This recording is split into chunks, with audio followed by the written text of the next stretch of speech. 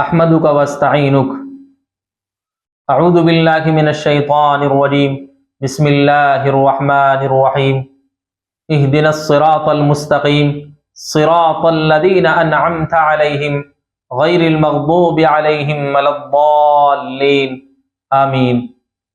اے ہمارے پروردگار ہمیں صراط مستقیم پر لگا دیجئے، ہمیں سیدھے راستے پر لگا دیجئے۔ سامعین، اس میں بندوں کو ہدایت کو طلب کرنے کی دعا سکھلائی ہے،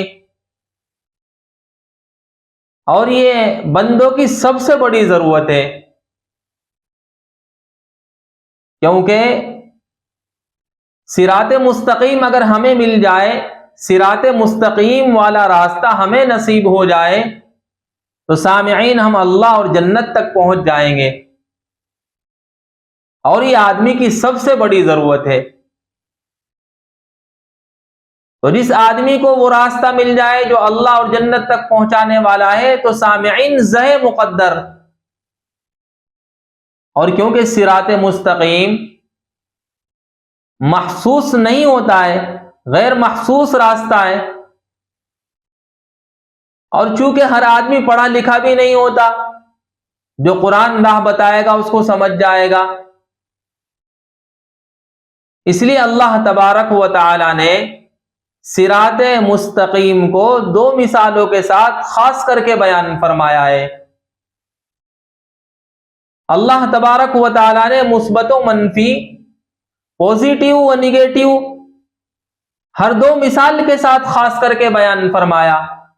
اللہ نے مثبت اور پوزیٹیو مثال کے ساتھ خاص اس طرح کیا، صراط الذین انعمت علیہم، اے پروردگار ان لوگوں کے راستے پر لگا دیجئے جن پر آپ نے انعام فرمایا۔ اور سامعین، یہاں آپ ایک اصول بھی یاد رکھیں، القرآن یفسر بعضهم بعضا، بعض قرآن بعض کی تفسیر کرتا ہے۔ پارہ نمبر 5 سورۃ النساء آیت نمبر 69 میں اللہ تبارک و تعالی فرما رہے ہیں، وَمَن يُطِعِ اللَّهَ وَالرَّسُولَ فَأُولَٰئِكَ مَعَ الَّذِينَ أَنْعَمَ اللَّهُ عَلَيْهِم مِّنَ النَّبِيِّينَ وَالصِّدِّيقِينَ وَالشُّهَدَاءِ وَالصَّالِحِينَ۔ تو انعام یافتہ لوگ انبیاء، صدیقین، شہداء اور صالحین ہیں۔ سامعین، نبی تو اب دنیا میں نہیں آئیں گے،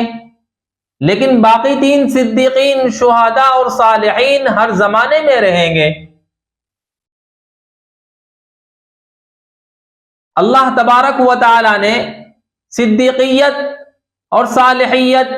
اور شہادت کے درجے کو بند نہیں کیا، ان کو اب بھی باقی رکھا ہے، یہ درجے لوگوں کو ملتے رہیں گے۔ لیکن سامعین، قرآن اور حدیث میں انبیاء کی سیرت کو بیان کیا گیا۔ آدمی قرآن اور حدیث میں انبیاء کی سیرت کو پڑھے، اس راستے پر چلے تو سامعین یہ راستہ بھی صراط مستقیم والا راستہ ہے۔ صراط الذین انعمت علیہم، ان لوگوں کے راستے پر لگا دیجئے جن پر آپ نے انعام فرمایا۔ غیر المغضوب علیہم ولا الضالین، اللہ تبارک و تعالی نے منفی اور نگیٹیو مثال کے ساتھ خاص کر کے بیان فرمایا، اے پروردگار ان لوگوں کے راستے پر نہ لگانا جن پر آپ کا غضب نازل ہوا، اور نہ ان لوگوں کے راستے پر لگانا جو راہ راست سے ہٹ گئے، گمراہ ہو گئے۔ سامعین، دور نبوت میں تو کیونکہ اس طرح کے لوگ نہیں ملتے تھے کہ جن کو ضالین کہا جائے، مسلمانوں میں سے مغضوب علیہم کہا جائے، اس لیے مغضوب علیہم سے مراد یہود کو بتایا گیا تفسیر میں، اور ضالین سے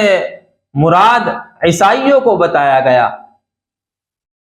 کیونکہ یہود نے جاننے کے باوجود احکام کو فراموش کر دیا، خواہشات نفسانی کے چکر میں پڑ گئے۔ اللہ تبارک و تعالی نے ان پر اپنا غضب نازل فرمایا، اور عیسائی غلو میں مبتلا ہو گئے، ناواقفیت اور لا علمی کی وجہ سے اتنا غلو کیا کہ حضرت عیسیٰ علیہ السلام کو اللہ کا بیٹا بنا دیا، حالانکہ اللہ تبارک و تعالی اولاد سے پاک ہے، اللہ کی کوئی اولاد نہیں ہے اور نہ ہی اللہ کسی کی اولاد ہے۔ لیکن سامعین، اگر ہمارے اس زمانے کے اندر ہم غور کریں گے تو ہمارے گھروں میں، ہمارے محلوں میں، ہمارے گاؤں اور شہروں میں مغضوب علیہم اور ضالین مل جائیں گے،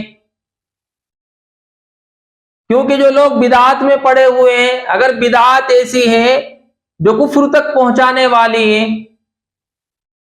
تو سامعین وہ مغضوب علیہم ہیں، اور جو لوگ بدعات میں پڑے ہوئے ہیں لیکن وہ بدعات کفر تک نہیں پہنچاتی، فسق تک پہنچاتی ہے، تو سامعین وہ ضالین ہیں۔ تو اللہ ہم سب کی حفاظت فرمائے۔ تو آپ اللہ تبارک و تعالی سے اس دعا کو کرتے رہیں، اے پروردگار عالم، ہمیں صراط مستقیم پر لگا دیجئے، ان لوگوں کے راستے پر لگا دیجئے جن پر آپ نے انعام فرمایا، ان لوگوں کے راستے پر مت لگانا جن پر آپ کا غضب نازل ہوا، اور نہ ان لوگوں کے راستے پر لگانا جو راہ راست سے ہٹ گئے۔